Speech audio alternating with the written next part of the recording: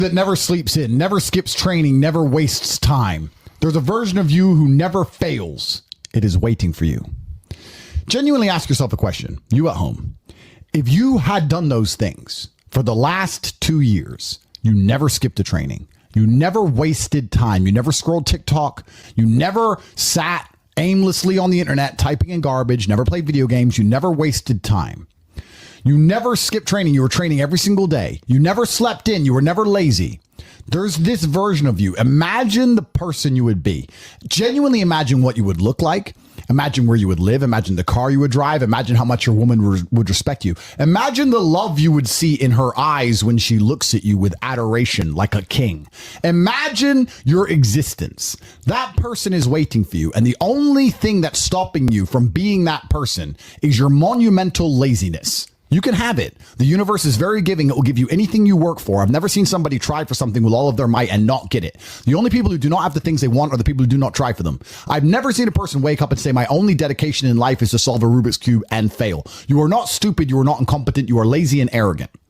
It's extremely important you understand that that person is waiting for you and you are declining that version of yourself. In the multiverse, in the many different versions of the universe that exist, there is a version of you that does those exact things. And he is a greater person than you can even fathom. You can transform yourself into that guy. You can be a top G. That's exactly what I did. I knew who I was going to have to end up being before I became that person. My brother and I are not from rich families. We are not from advantaged beginnings. But I knew I had to be a big, strong, fighting billionaire. That's what I knew I had to be. Discipline is the key to success.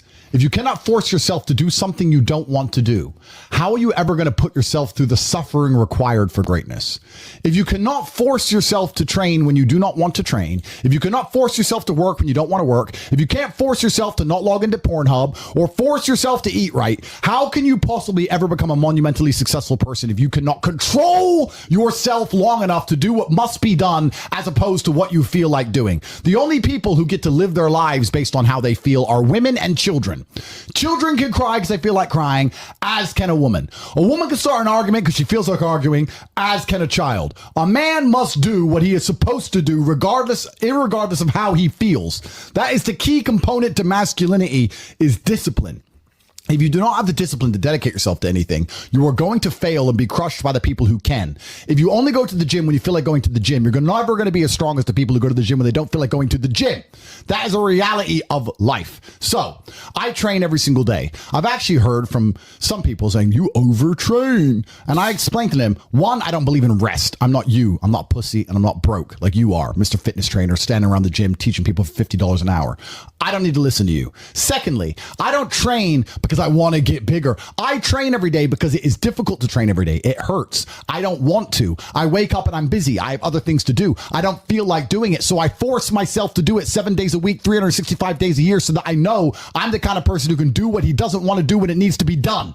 I am that man. And it's more of a mental exercise than a physical exercise at this point. How can you ever outcompete me if I can force myself to do the things I don't want to do and you cannot? Discipline is absolutely essential for success, and you need to get very comfortable and very used to the idea of understanding that on your path to greatness, there are going to be long periods of time where you hate what you are doing, where you are dissatisfied with the actions you must undertake, where you are tired, where you are stressed. That is why it is difficult. That is why most people won't make it. If the path was easy, everybody would walk it and it would lead nowhere. 100 people start the path, 99 fall off because it is difficult, and the one person who makes it to the end gets the gold. If all 100 made it to the end and the gold was divided by 100, it wouldn't even be worth anything. The difficulty gives it value. The fact that it is difficult to do is the key component into the fact you want it in the first place. If it wasn't difficult, everyone would have it and you wouldn't want it because no one would respect it. It's supposed to be hard. Life is supposed to be hard. You're supposed to think this is terrible. You're supposed to suffer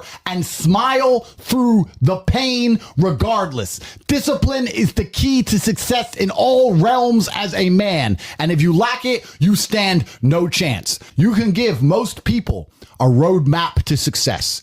You can give them a Ferrari with a full tank of gas, and a lot of people still wouldn't make the destination because they would say the drive is too far away. Quitters, they don't have the discipline. You can tell them exactly how to do it. You can give them the the mechanism to get there, but they don't have the discipline to complete the drive and end up at the destination. That is the majority of Earth. This is your competition. People who, even if they are told what to do and people tell them exactly how to do it and help them do it, still quit, still fail because they lack discipline. Even me, with my monumental powers, I can't make a quitter successful. It doesn't matter how good I am. It doesn't matter how easily I make it for them to succeed. It doesn't matter how compendious and concise and powerful the real world is. It doesn't matter how much I text them and motivate them, how many emergency meetings I do to try and talk to them and hype them up, how much motivation I give them. It doesn't matter what I do. If they are a quitter, guess what they're going to do? They're going to quit. No matter how simple the map is to read, no matter how fast the Ferrari is, somewhere along the drive, the sun's going to get in their eyes, and they're going to sit there and go, I don't like this is hard, and they're going to quit. Quitters are the number one type of people that nobody can help. If you're a quitter, I can't help you. Life can't help you. God himself cannot help a quitter. So if you lack discipline, you lack the very basic building block to any type of success which exists on the planet. By every single metric which can be measured with science, you are going to stay a loser and a failure. The key is to keep training. If you train hard every single day, you don't have to worry about a little bit of vitamin C. It's true. If you don't train and you don't smoke, you're still going to be a pussy. Yes. The answer is always hard work. As soon as you are granted life, you are guaranteed death. What you do in between is up to you. You are all conscious. That could end tomorrow. That could end in 100 years. But the time between the beginning of your consciousness and the end of it is completely up to you. Training is never the wrong decision. If you're in jail, you should train. If you are free, you should train. If you are rich, you should train. If you are poor, you should train. If you smoke, you should train. If you don't smoke, you should train. If you drink, you should train. If you don't drink, you should train. You cannot escape that hard work is always the correct decision. There is no time in any scenario when working hard is going to be the wrong answer. You should always try your very best in all things. I will smoke 10 cigars a day and beat the shit out of you because I train harder than you can possibly fathom. Pain is an extremely important part of the equation. Pain is the elixir of success. When people say this bad thing happened to me and I'm suffering, I say good. It is pain which is required. It's one of the elements in the chemical reaction. If the chemical reaction requires 5 particular distinct compounds and you have 4 and you're missing 1, it simply doesn't work. Pain for a man is one of the most important elements in becoming successful. Batman is Batman because they killed his parents. If they did not kill his parents, he would not be Batman. You're supposed to suffer. You're supposed to take that pain. The worst thing that can happen to you as a man is you live a life with no pain in it. To be born into a rich family and have a nice, easy life and be given money and you don't have to go to the gym and not have to train because you have bodyguards and sit around like a fuck up. You're going to be miserable and unhappy and a drug addict buying prostitutes. You're only going to have women who adore you. You're only going to feel confident in yourself and feel happy when you've been through hell and come out the other side. The pain is required. And you'll often notice that people who are better than you are people who have suffered more than you have suffered. So the person who is waiting for you, he requires your motivation. It also requires huge amounts of pain. So when bad things happen to you, do not sit at home and lament. Do not feel sorry for yourself. Instead, look in the mirror and say, thank you, God, for giving me one of the ingredients that is needed for the chemical concoction that is going to turn me into a superhero. Because pain is an extremely important one. In fact, it's one of the most important ones for a man. Everything is war. All of it. Sitting in the commute without losing your patience is war. Trying to find a way to escape your slave job is war. Keeping your wife happy and your children inspired is war. Training to become stronger than before is war. It is all war, and it cannot be avoided. And I'll tell you why it's war, because war is 2 opposing sides trying to achieve the same goal. 2 opposing sides want the same land or the same influence over X land. And the car you want, the Ferrari, you're not the only person who wants it. The reason it's so expensive is because others people want it. The girl you want, the beautiful woman, everyone wants her. It is war. It is competition. Everything about life as a man is war. It is conflict because you are competing against the other men who want it the same, which is why discipline is such an important thing, which is why you must take the pain and add it to the concoction to become as formidable as possible. Life is war. This idea that you can go through life as a man and avoid war is probably the biggest mistake that most men make, because it is impossible for you to achieve anything significant without war. Running a business is war. Running a hotel, running a restaurant, running an online company, it's war. Training is war. Life as a man is war. You need to wake up and view it exactly as what it is. Everything I want, other people want. Everything I desire, other men are trying to get. This is a war, and I must outcompete them. That is the best possible mental model you can have. Even in jail, it was a war for who could stay most calm, a war who could control their mind the best, a war for who could suffer the least. That is war. I was surrounded by people who lost their minds and I refused. It was a battle and I was successful. Life in and of itself as a man is a never-ending struggle and a never-ending battle. It is the constant of the human condition.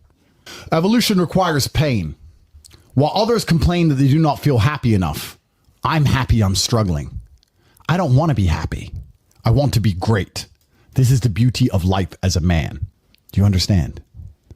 I don't care. I'm happy to be struggling. I wanted to fight. You wanted to win. I wanted to fight. That's the difference. You're concerned with winning. I wanted to just fight. And we're fighting. That is the beauty of life as a man, to be great. If you concern yourself only with being happy, you are once again acting like a female or a child. Happiness is fleeting. It doesn't even matter if you're concerned only with the hedonism of happiness. You're going to drink alcohol and go to parties and go to festivals and take drugs. I want to be happy. Who cares? I want it to be great. I want to be great all of the time. And let me ask you a question as a man at home, genuinely, truthfully. Would you rather be a loser who's always smiling, a happy loser, or would you rather be a stressed winner? Because I'll tell you something about winners. Most of them are stressed. We are stressed. We're stressed. Putin is stressed. Genghis Khan was stressed when his messenger turned up after a 4-week ride with updates from the battlefront of Iran. I'm sure he was stressed by what he read. Even if it was very good, even if it all looked fantastic, he started to feel stressed. Okay, well, now maybe I need to go to Iran. How long is it going to take me to get there? Maybe we need to send more horses. Maybe we need to colonize Iran. He felt stress because the beauty of life as a man is to be great. So you have to sit here and ask yourself, do you want to be a happy loser that's insignificant? Nobody knows you exist. Women don't respect you. Men don't respect you. Nobody cares if you live or die, but you get to smile all the time. Or do you want to be one of the most important people on the planet with a little bit of stress? I am brilliant because I've decided to be brilliant. And if I have to sacrifice happiness to be brilliant, then that's fine. You know what the great thing about it is? You know what's amazing what God gives, how the whole world becomes full circle? If you stop caring about being happy and you start caring instead about being great, guess what you end up being? Great. Along with great. And you know what? Yeah, Happy. You end up happy if you forget about happiness and try to become great. You will never be successful if you're concerned about being happy, so forget about it. I like to consider myself a wise old man, and I'm trying my best to encourage and instigate a revolution amongst the youth where men take absolute self-accountability and they believe in themselves and they take responsibility for absolutely everything. As a man, you are most formidable if everything is your fault. If it rains outside and you get wet, that is still your fault. Can you control the rain? No. Could you have brought an umbrella? Yes. You need to blame yourself for all things, the good and the bad. And by doing this, you take absolute self-accountability, which allows you to build a mental model in which you will find solutions, 1, 2, avoid trouble because you know that anything bad happens to you is your fault, and 3, be the most fearsome competitor possible because we're living in a very competitive world nowadays amongst the elites. The people who understand that you're living inside of a fish tank are trying very hard to get out, and you have to make sure that you can outrun some of them if you want to escape. It's an age-old adage. If a bear is chasing a group of people, you do not have to be the fastest one.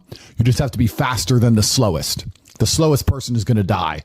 So as long as you're ahead of the majority of people, you stand a very good chance of avoiding slavery.